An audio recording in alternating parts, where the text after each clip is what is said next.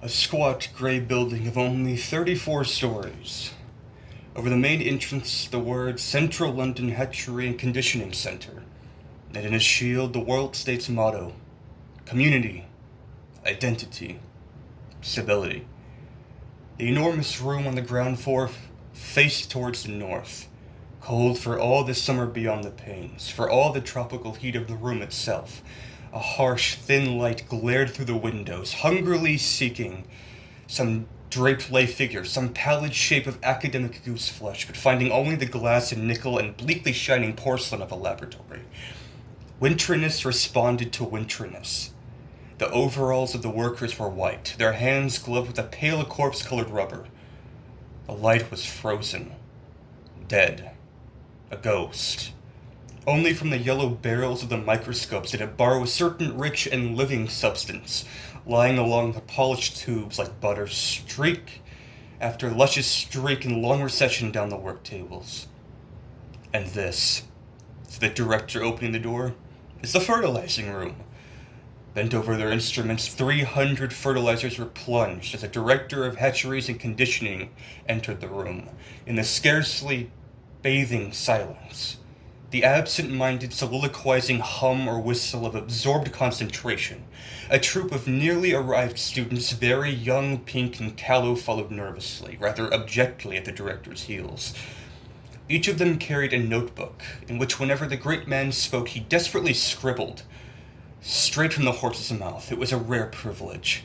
The DHC for Central London always made a point of personally conducting his new students around the various departments. Just to give you a general idea, he would explain to them. For of course some sort of general idea they must have if they were to do their work intelligently, though as little of one if they were to be good and happy members of society as possible. For particulars, as everyone knows, make virtue and happiness. Generalities are intellectually necessary evils. Not philosophers, but fret-sayers and stamp collectors compose the backbones of society. Tomorrow, he would add, smiling at them with a slightly menacing geniality, you'll be settling down to serious work. You won't have time for generalities, meanwhile. Meanwhile, it was a privilege. Straight from the horse's mouth into the notebook, the boys scribbled like mad. Tall and rather thin but upright, the director advanced into the room. He had a long chin, a big, rather prominent teeth just covered when he was not talking by his full, floridly curved lips. Old, young, 30, 50, 55, it was hard to say, and anyhow the question didn't arise. In this year of stability AF 632, it didn't occur for you to ask. I shall begin at the beginning, said the DHC, and the more zealous students recorded his intention in their notebooks. Begin at the beginning. These, he waved his hand, are the incubators. And opening an insulated door, he showed them racks upon racks of numerous test tubes. The week's supply of ova, kept, he explained, at blood heat, whereas the male gametes, and here he opened another door, they have to be kept at 35 instead of 37. Full blood heat sterilizers. Rams wrapped in thermogene beget no lambs. Still leaning against the incubators, he gave them, while the pencil scurried illegibly across the pages, a brief description of the modern fertilizing process. First, of course, of its surgical introduction.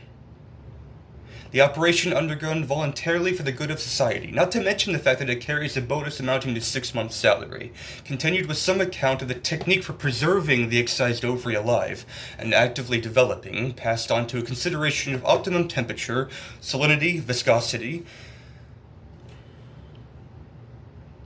and porousness.